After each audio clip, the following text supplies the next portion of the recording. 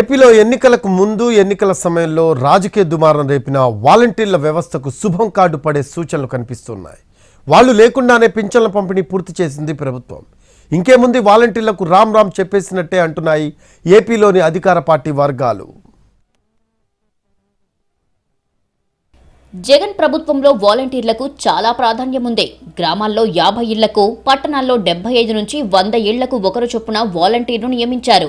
వాళ్లతో పింఛన్లను పంపిణీ చేయడంతో పాటు ఆ ఇళ్లలో అర్హులైన వారికి అందాల్సిన ప్రభుత్వ పథకాలు అందేలా చేశారు. ఒక దశలో వాలంటీర్ల వల్లే వైసీపీ ప్రభుత్వం మళ్లీ గెలవబోతోంది అన్న ప్రచారం కూడా సాగిందే. దాంతో వాలంటీర్ వ్యవస్థను రద్దు చేయాలని కోరిన టీడీపీ మనసు మార్చుకుంది. కట్ చేస్తే సీన్ మారిపోయింది. ఎన్నికల్లో వైసీపీ ఘోరంగా ఓడిపోయింది. వాలంటీర్ వ్యవస్థ వల్లే ప్రజలకు దూరమయ్యామంటూ ఓడిపోయిన వాళ్లు బహిరంగ ఆరోపణలు చేశారు. ప్రభుత్వం ఎన్ని లక్షల కోట్ల రూపాయలు జనాలకు ఇచ్చినా, ఎన్ని పథకాలు అమలు చేసినా ప్రజలకు, ప్రజా ప్రతినిధులకు మధ్య ఉండాల్సిన సంబంధాలను వాలంటీర్ వ్యవస్థ లేకుండా చేసిందని కొందరు విమర్శించారు. ప్రజా ప్రతినిధుల ప్రమేయం లేకుండానే పథకాలు వచ్చేస్తాయన్న పరిస్థితికి ప్రజలు వెళ్లిపోయారని, దీంతో ఓటమి పాలయ్యామని చాలా మంది మాజీలు గొల్లుమన్నారు. అవసరం లేని వ్యవస్థకు కోట్లు ఖర్చు పెట్టడం వృధా అనే భావనకు వచ్చినట్టు కనిపిస్తోంది ఏపీ ప్రభుత్వం. గ్రామ, వార్డు సచివాలయ ఉద్యోగులతో పెన్షన్ల పంపిణీ విజయవంతంగా చేశామని ధైర్యం వ్యక్తపరుస్తోంది. వాలంటీర్లు లేకుండానే ఇంటింటికి పెన్షన్లు పంచడం కుదరదని ఎన్నికల సమయంలో వైసీపీ చెప్పిందని, కానీ సచివాలయం సిబ్బందితో పూర్తి చేశామని చంద్రబాబు చెబుతున్నారు. ఎన్నికల సమయంలో గత ప్రభుత్వం పెన్షన్ల కోసం వృద్ధుల్ని తిప్పి ఇబ్బందులు పెట్టిందని ఆవేదన వ్యక్తం చేశారు. పంచాయతీ ఆఫీసుకి తిప్పి 33 మందిని ఆ రోజు ప్రభుత్వం చంపేసే పరిస్థితికి వచ్చింది. మంచి ఎండలు, మే నెలలో ఎండల్లో తిప్పి దిక్కుదెలిన పరిస్థితిలో ఏప్రిల్, మేలో 33 మంది చనిపోయారు. మేము ఆ రోజు పోరాడాం, అయినా కూడా ఏం లేదు. ఈరోజు గ్రామ సచివాలయం ఉంది, 1,20,000 మంది ఉన్నారు.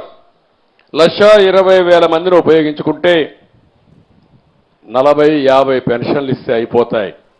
ఈరోజు అందుకనే ఆ పట్టుదలతోనే గ్రామ సచివాలయ సిబ్బందితో ఒకే రోజు రాష్ట్రంలో అందరికీ పెన్షన్ ఇచ్చే కార్యక్రమానికి శ్రీకారం చుట్టాం. ఎందుకు జరగదో చూపించాలని. వాలంటీర్ వ్యవస్థను డిప్యూటీ సీఎం పవన్ కళ్యాణ్ కూడా మొదటి నుంచి వ్యతిరేకించారు. వారి వల్లే చాలా మంది మహిళలు కనిపించకుండా పోయారని కూడా ఆయన గతంలో ఆరోపణలు చేశారు. వాలంటీర్లు లేకుంటే ఏమీ చేయలేమని గత ప్రభుత్వం హంగామా చేసిందని, వాలంటీర్ లేకుండానే పెన్షన్లు పంపిణీ చేశామని పవన్ కళ్యాణ్ అన్నారు. మనం అన్ని పెన్షన్లు ఇచ్చామంటే ఎక్కడ మీరు 6,000 చూడండి, ఎక్కడ 5,000, ఎక్కడ 6,000 చూడండి. ఈ రోజున నిస్సాయంగా అడిపి మనకు దివ్యాంగుల దానికి 15,000 కదమ్మా. ఆ రోజున ఆవిడ అడిగింది 10,000. ఆ రోజున 10,000 ఇస్తే బాగుంటుందన్నా, కానీ ఈరోజు 15,000 ఇవ్వగలిగాం. ఇది సాధ్యపడింది అంటే ఓకే, నాలాంటి వచ్చి ముఖ్యమంత్రి అయినా కానీ అనుభవం లేని కాడికి చాలా సమయం తీసుకోవచ్చేమో, జరుగుతులేదో నాకు తెలియదు. కానీ నేను ఏ నిర్ణయం తీసుకున్నా, ఆ రోజు 21 సీట్లు తీసుకున్నా, 24 అనుకున్నా, 30 ఏదన్నా అనుకున్నా, నా అంతిమ లక్ష్యం ప్రజలు బాగుండాలనే తప్ప నా అనేది నాకు లేదు, మన అనే ఉంటుంది. వీళ్ళందరికీ చాలా మందికి అర్థం కాదు చంద్రబాబు గారిని ఎందుకు వెనకేసుకొస్తాం అంటే ఒకరి అనుభవాన్ని మనం ఎలా వాడుకోవాలి.